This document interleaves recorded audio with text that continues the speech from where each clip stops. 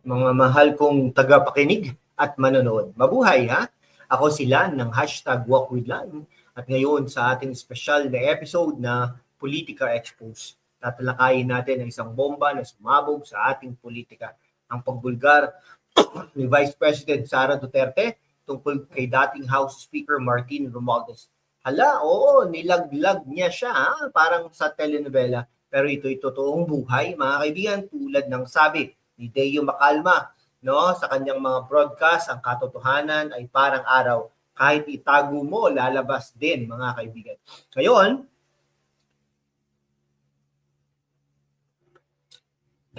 Ngayon sa loob ng ilang mga minuto, susuriin natin ng malalim, factual at walang bias. Pero syempre critical tayo sa mga dapat at kritikahin, no? Batay sa mga opisyal na pahayag at court documents. Tatalakayin natin ang mga akusasyon ng korupsyon, kickbacks at impluensya. At bago tayo magsimula, kung bago ka rito, i-hit mo na yung subscribe button at bell icon para hindi ka mawala sa mga susunod na expose. Share mo rin sa iyong mga kaibigan dahil ang informed citizen ay empowered citizen. Simulan na natin, mga kaibigan. Okay, una, alalahanin natin ang konteksto. Mga kababayan, no? Si Sara Duterte, anak ng dating Pangulong Rodrigo Roa Duterte, ay kilala sa kanyang iron fist style sa Davao. Nanalo siya bilang VP noong 2022 sa ilalim ng Uniteam kasama si Bongbong Marcos. Pero ngayon sa 2025, lumalabas ang mga bitak sa alyansa. Bakit? Dahil sa mga issue ng budget, confidential fund, at syempre political na ambisyon para sa 2028. Si Martin Romualdez naman, pinsan yan ni Pangulong Bongbong Marcos, ay dating Speaker ng House of Representatives. Kilala sa kanyang role sa pag-aproba ng mga batas. Pero may mga bulong-bulungan ng power play tulad ng sabi sa isang pahayag. Noong September 29, 2025 binulgar ni Sara na narinig niya ma-delivery ng pera sa opisina ni Romualdez nang magsimula siya maging VP. Uy, diba? Parang delivery ng pizza, no? Pero sa halip na toppings, pera ang laman. Ito hindi biro. Ito ay seryosong aligasyon na nagpapakita ng systemic corruption sa gobyerno. Susuriin natin ang history, mula sa Marcos era, ang Romualdez family ay may ties sa wealth at influence. Intellectually speaking tayo, ito ay classic case na dynastic politics where power breeds more power, pero minsan breeds corruption din. Ngayon pupunta tayo sa core. Ano ba talaga ang ibinulgar ni Sara? Una, ang link kay Romualdez sa illegal gambling. Ayon sa kanyang pahayag noong September 29, 2025, si Romualdez daw ay tumatanggap ng kickback mula sa illegal gambling operations. Imagine niyo habang ang ordinaryong Pilipino ay naghihirap sa inflation, may mga leader na nagpapayaman sa sugal. Pangalawa, ang Okada Manila bribery scandal, no? Sa isang court ruling na nagtag si Romualdez ang pag-impluwensya sa Supreme Court sa pamamagitan ng ex-parte calls at texts. Parang script ng thriller movie, di ba?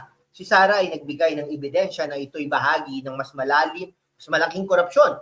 At pangatlo, ang mga suitcase na pera. Sinabi ni Sara na naniniwala siya sa reports na malalaking delivery ng cash kay Romualdez na nauugnay pa sa flood scandals. Hala, suitcase ba o treasure chest? Ito'y detalyadong akusasyon na kailangang imbestigahan ng Senate o ICC. Okay, sa konteksto ng Philippine politics, ito'y hindi bago, mga kaibigan. Recall nyo yung pork barrel scam, similar pattern sa kickbacks. Pero may nakulong bang politiko doon? Parang wala, di ba? May nakulong ba? Sige nga, comment po kayo dyan kung may alam po kayong politiko na nakulong. Congressman o senador. Parang wala, parang na-quit lahat o pending, no? Pero kawawa si Janet Lim Napoles, no? Parang ganun din ngayon. Parang kawawa ulit ang mag-asawang Diskaya, no? Pero si Sara bilang VP ay nagiging whistleblower. Engaging ba? Oo, dahil ito'y nagpapakita ng shift sa power dynamics. Parang chess game, no? Si Sara ang queen na nag-check sa king ni Romualdez. Ngayon, suriin natin ng kritikal. Bakit ginawa ito ni Sara? Posibleng para ipagtanggol ang kanyang pamilya mula sa political attacks o para sa 2028 ambitions din, no?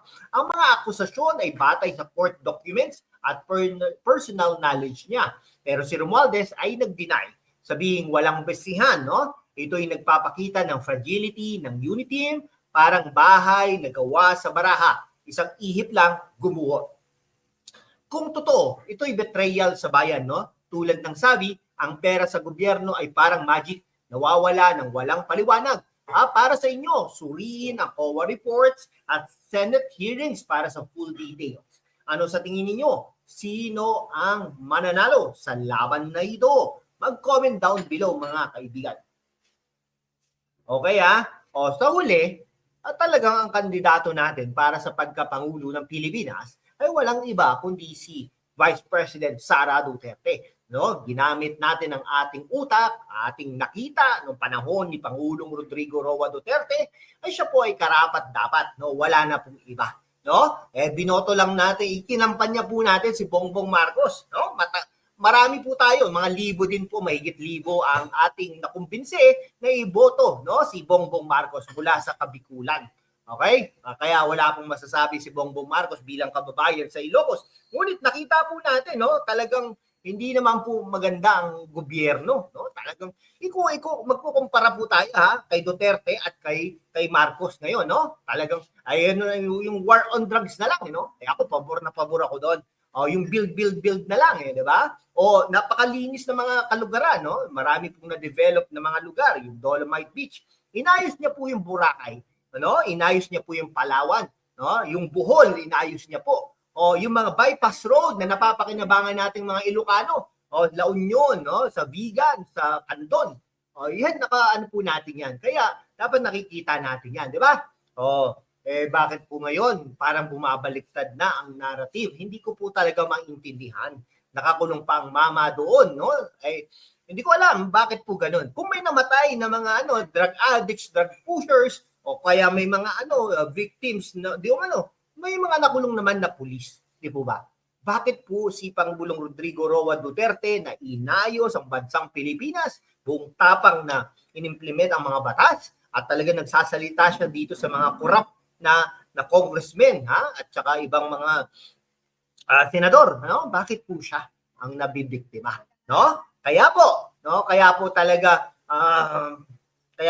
ang ating kandidato ay si Vice President Sara Duterte.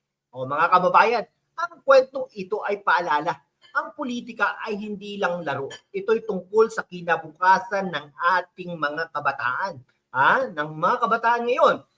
Kaya suportahan natin ang katotohanan. Tulad ng ginawa ni Vice President Sara Duterte. Kung nagustuhan mo ang episode na ito, i-like na, i-share, at i-subscribe na. Sumali sa ating community para sa higit pang in-depth analysis. Salamat sa panonood. At hanggang sa susunod na expose, mabuhay ang Pilipinas. Ito po si #WalkWithLan.